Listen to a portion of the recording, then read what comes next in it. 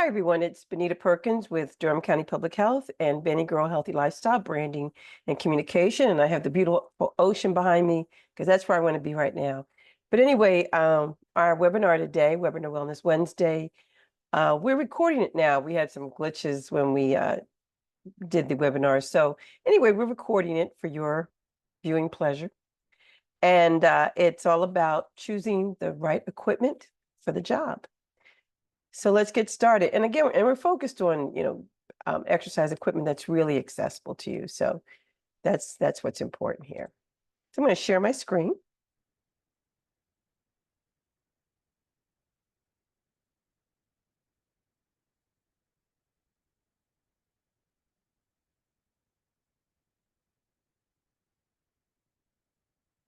There we go. And take myself off. So the right equipment for the job. You got that gym membership or even set up a cute home gym. Now it's time to go in on the workouts, but what's the right equipment? Abs, arms, and legs benefit from a variety of tools, but let's review what's the best equipment and exercise to get the job done.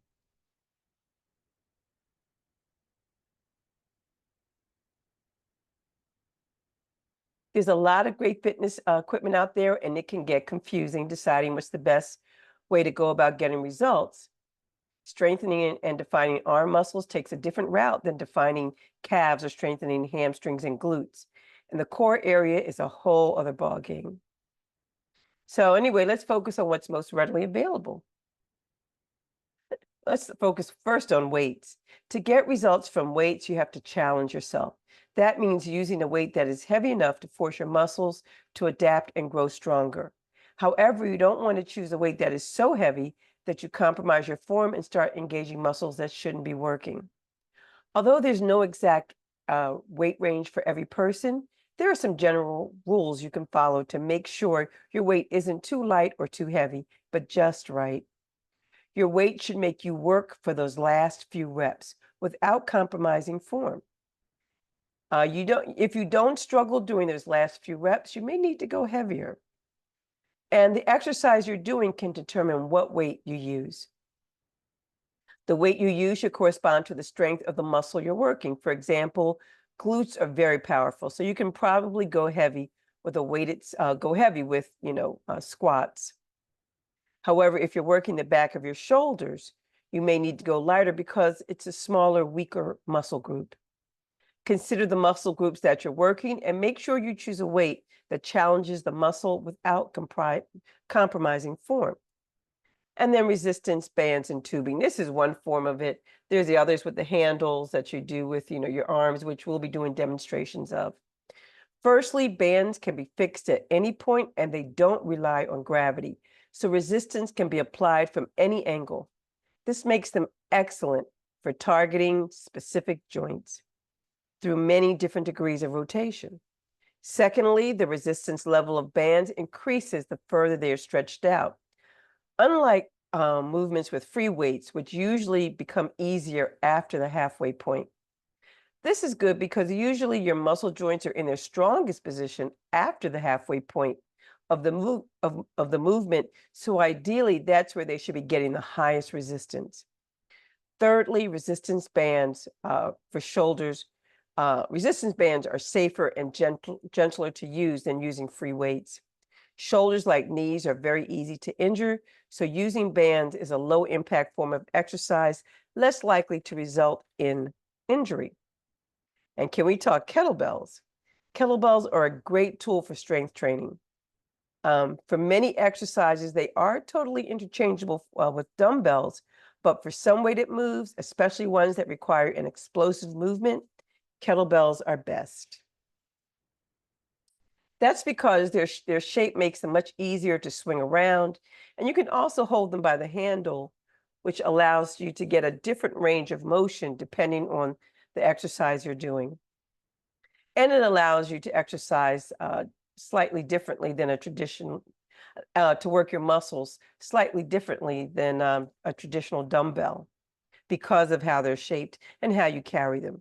It also requires more wrist motion, so your wrist and forearms get a little extra work. And then glides. From legs to arms to core, these discs tone basically every inch of your body. They easily work in a lunge as they do they work as easily in a lunge as they do in a bridge or a push-up. At first, you might think an exercise is easier to complete with a disc because you're gliding across the floor. But because you're dealing with friction and instability, your muscles are working overtime to keep you stable. Also, you're loading your muscles to keep pressure into the disc so you don't fall out of the movement, which definitely makes you work harder. Additionally, discs help to engage your muscles through a full range of motion, improving your strength, balance, and flexibility. Gliding discs are also easier on your joints, which makes them a great low impact tool to reduce your aches and pains. And the gliding motion is less harsh on the body than, say, jumping or stepping on the floor.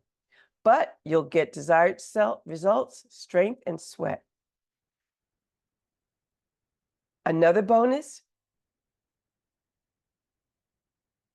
is that glides are very easy to pack into a suitcase. They're very light. They're very portable. And that's the same thing we can say with bands. They're very portable. You can take them on the road and exercise with them. And then lastly, focusing on, of course, there's the cardio burn, which exercises the heart muscle and is the primary way to lose weight. I shouldn't say primary. It's a major way to lose weight. Here we're talking about treadmills, elliptical machines, bikes, stair climbers, etc. Focusing on muscle groups is the best way to review equipment. So let's start top down. Note that all of these exercises use the core and other muscle groups in addition to the focus muscle, which is always a bonus. Note that also most of this equipment, as I said before, is generally available at the gym and is easy to include into your own home gym if you have one. We're going to start with shoulders and back. Not only are shoulders and upper back needed for good posture and support, but their beauty is underestimated. Because most people spend the majority of their days in a flexed position, looking down with a rounded back and shoulders folded forward, it is important to strengthen your back and shoulders in your workout to counter the long-term effects of being sedentary for most of the day. In addition to having poor posture, you may also suffer from back pain thanks to the permanently slouched position. So, some weight exercises with dumbbells. We have bent over rows, which target the upper back and lower back, and then the overhead shoulder press, which targets delts, traps, and triceps. And yeah, the shoulders are really what's important here. That overhead really focuses on those traps. The key to making these exercises effective is to making sure your core is stabilized and isolating the moving body part. So as you can see, this person is totally still and only using her arms to do the workout so that she's under control.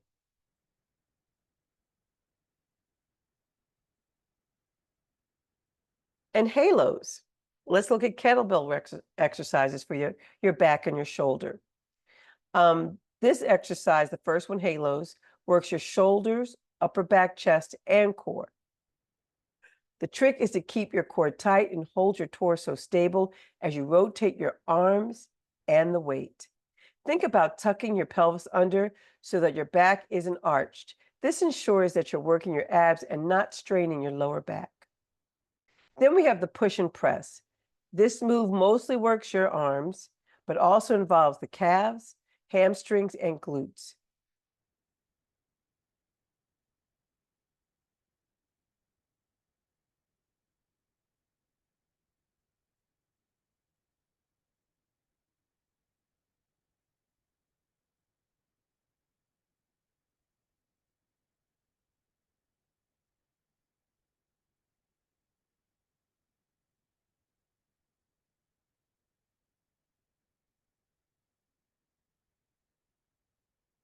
I think I'm good here.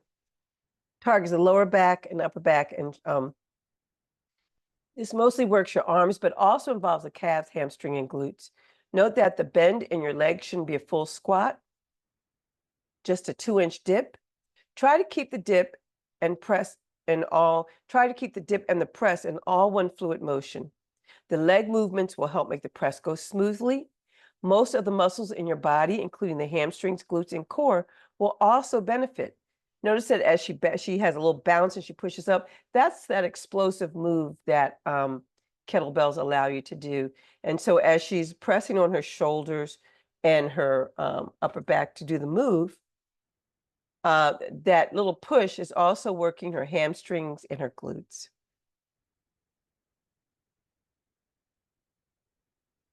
Now let's look at a resistance band exercise for your shoulders and back.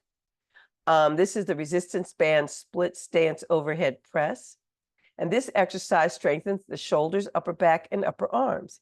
It helps to improve posture and is beneficial for people who sit or do forward bending movements often. And again, her body is still and she's using her arms and stabilizing with her core to do the move. Now let's go to biceps and triceps. The biceps are located at the front of your upper arm, and the triceps are located at the back of your arm. There's also delts, which I don't list here, but they are focused on the side of your arm. The bicep bends the forearm toward the upper arm and is used in lifting and pulling movements. It also helps with turning your palm upwards and downwards. The triceps stabilize your shoulders and allow you to push and pull. Every time you lift a grocery bag, pull open a door, or push a shopping cart, your triceps are activated. So let's look at a couple of exercises that, first with the dumbbells.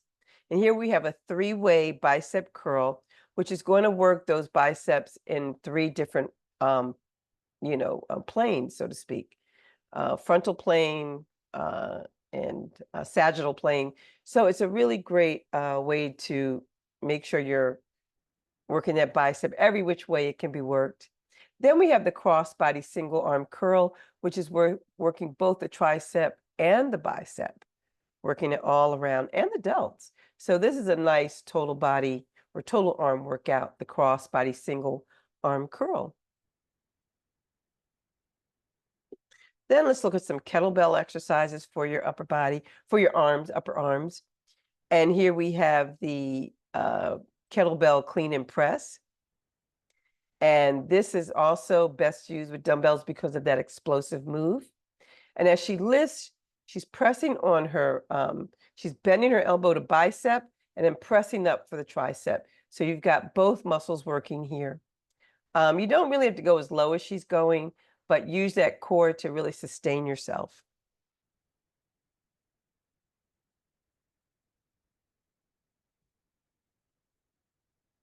And let's go to the next one.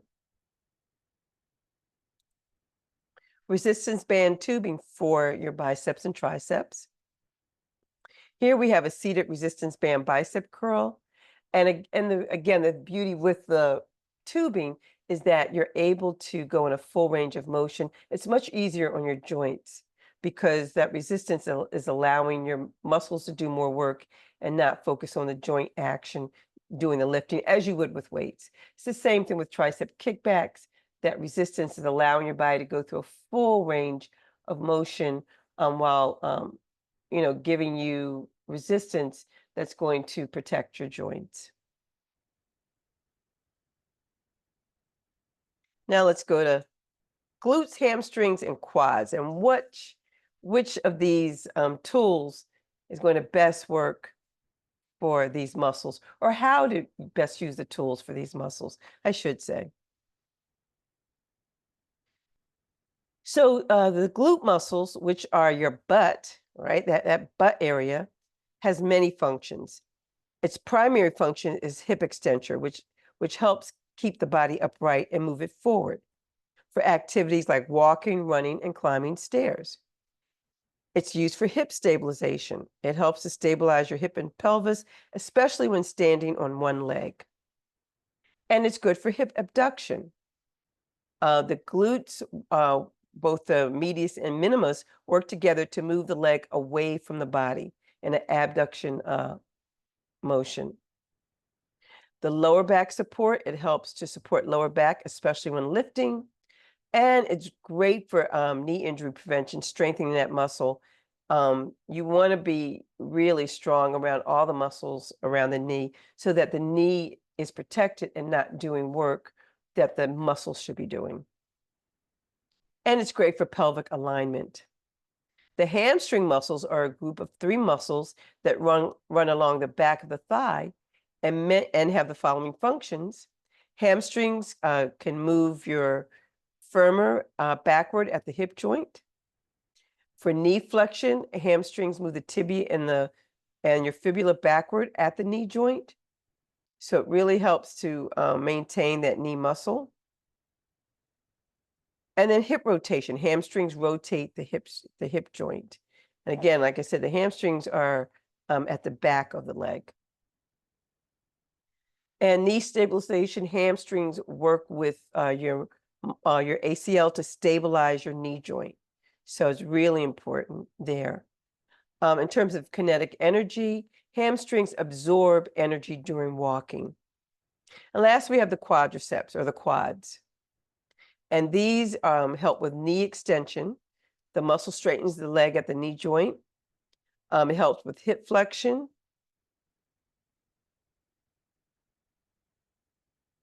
It helps with stabilizing the kneecap by holding it in the groove and femur. And again, strong muscles in the thigh area, front and back, and your glutes are going to really protect your knee over the long haul. So you want to keep those muscles strong and supporting that knee joint. They help to regulate your gait or the way you walk. And they help to absorb force when your heel hits the ground. They're great for everyday movements like walking, sitting up, and climbing stairs. So it's just really important that the right tool helps get the job done for these muscle groups. So the first one with weights we're going to look at is dumbbells. And here's a single leg deadlift to reverse lunge, which targets hamstrings, glutes, and quads, all the muscles in the upper leg area. We also have a weighted bridge, which targets hamstrings and glutes, and also the core, because the core is what starts the lifting. It ignites the lift. So this becomes a really great exercise for core as well. Then for the kettlebell, we have a deadlift, which is amazing for your butt and the backs of your legs. It also challenges your core because you have to really keep that lift and not arch your back as you come down and up. So it challenges your core since you have to keep your abs tight to avoid arching your back. Choose a heavier weight with a deadlift since you're not bending your elbows. You're mostly using your glutes, which are likely the strongest muscle in your body. Then we have the suitcase lunge. This move works the legs and butt again, but as you can tell, as you're lunging down, you're coming up on that hamstring. It's the hamstring, it's the glutes, it's the quads. So everything's working again with this exercise, and the calves. Make sure that the kettlebells don't swing. Keep them stable by your side like a suitcase. When they start swinging, the momentum can start to get out of control and strain your back. And then we have resistance bands or resistance tubing. And we have lateral lunges, which work on the quads, glutes, and hamstrings. And we have a resistance band line lateral leg raise, which works on the outer thigh. We didn't talk about the abductors, which are the side muscle, but it works that muscle as well as the glutes. Now we're going to talk about the glider as a tool by itself because it works so many different parts, and I think it needs to be focused on as a piece of equipment and how it works with your body. Gliding disc can help to tone the inner and outer thigh. It can work the shoulders, it can work the arms, it can work the back, the core. And because your hands and feet never leave the floor while using the disc, it's considered a low impact workout that is especially useful for those who have had recent injury or joint pain. Gliding discs look similar to frisbees and are used on the feet and hands to provide a smooth gliding surface.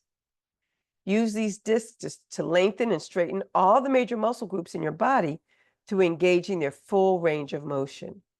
And here's some exercises. So we have the body saw, which targets everything. Here you have shoulders and biceps and glutes as you squeeze to bring your body forward, and core, and having to sustain yourself. It's just really an exercise that targets pretty much every single body muscle in your body. Then we have the slider mountain climber, which focuses on core, shoulders, and glutes. So it really helps to do these exercises really help to, or this on the glider, help to focus on a lot of different muscles.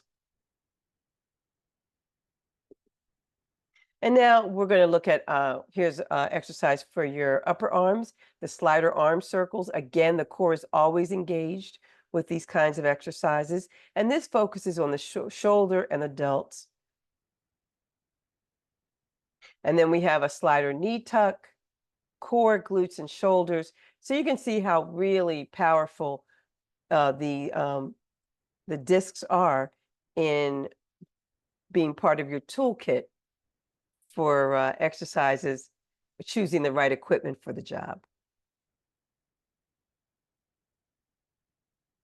And lastly, we're going to go to cardio for heart and fat burn. We're going to start with a treadmill. Treadmills allow you to walk or run on a moving belt. You can control the speed as well as the incline. Walk the hills, run the flats. And treads, in general, walking is recommended as a way to improve health and physical fitness, just overall, good cardio health. One of the ways to approach the treadmill workout is the 12-3-30 workout, which is a routine made popular by TikTok. It involves walking on a treadmill at an incline of 12, which is a pretty high incline, a speed of 3 miles per hour, and doing this for 30 minutes. A lot of the feedback has been that it is it's a great workout. People get results, but it can get monotonous. So you might find that after doing it for a little while, you want to change up and do some other things. But it is one way to approach, a treadmill workout. Because it's on an incline, people with a history of leg, knee, or back pain problems may want to get an okay from their healthcare provider before giving it a try. There are options. You can always lower the incline and increase the speed to compensate for, not being able to be on a high incline because of knee issues. So, there are other ways to get around it, but it's an interesting way to approach a treadmill workout. And then we have the elliptical. Elliptical is a great low impact machine found practically at every gym.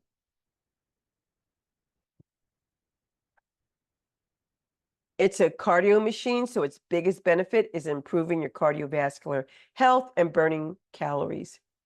With the elliptical, you place your feet on a platform and move in an elongated circle.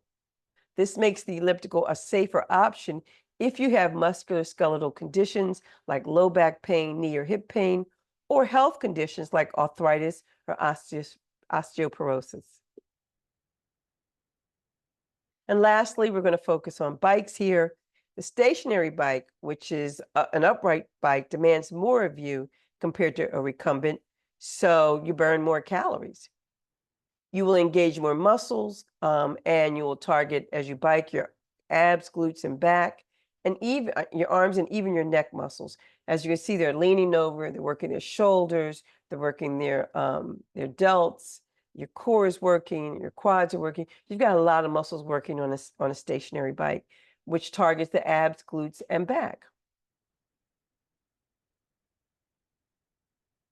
So it's considered to provide a total body workout compared with recumbents that do not do that. Stationary bikes simulate outdoor riding, so it's a good practice in bad weather if you're training or preparing for a race. You will also engage the same muscles on an upright bike as you do on an outdoor bike. The recumbent, comfort over cardio. If you have back problems which don't allow you to, bend over and do other kinds of cardio exercises, recumbents are your best bet.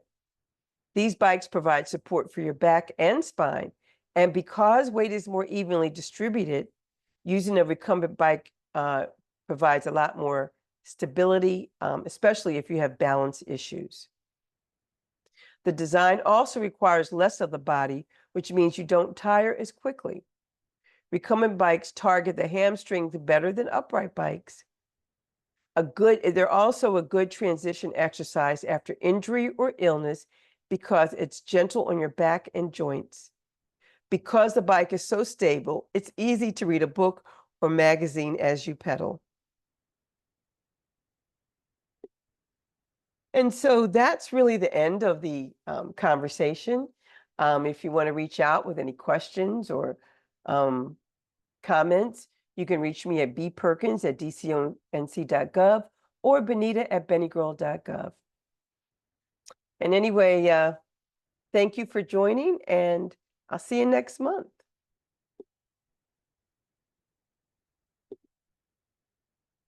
Bye-bye, and maybe I'll be in the ocean next month, but I'll still do the webinar wherever I am. Anyway, bye-bye, and have a great day.